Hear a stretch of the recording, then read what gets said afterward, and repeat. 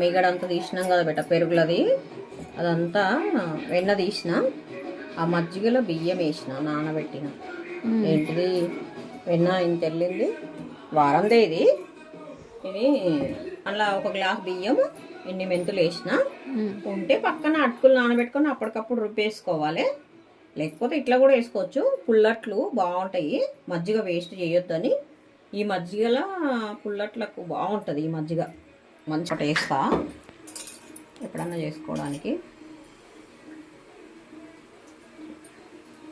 దాన్ని ఏంది ఇట్లా గంటతోటి అనొద్దు, అట్లనే వదిలేయాలి. పుల్లట్టు అంటే చక్కగా మీగడ ఎక్కువ ఉంటుంది అందులో.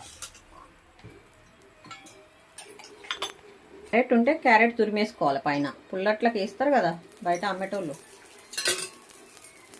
అట్లా వస్తాయి మంచిగా. ఇట్లా వస్తాయి.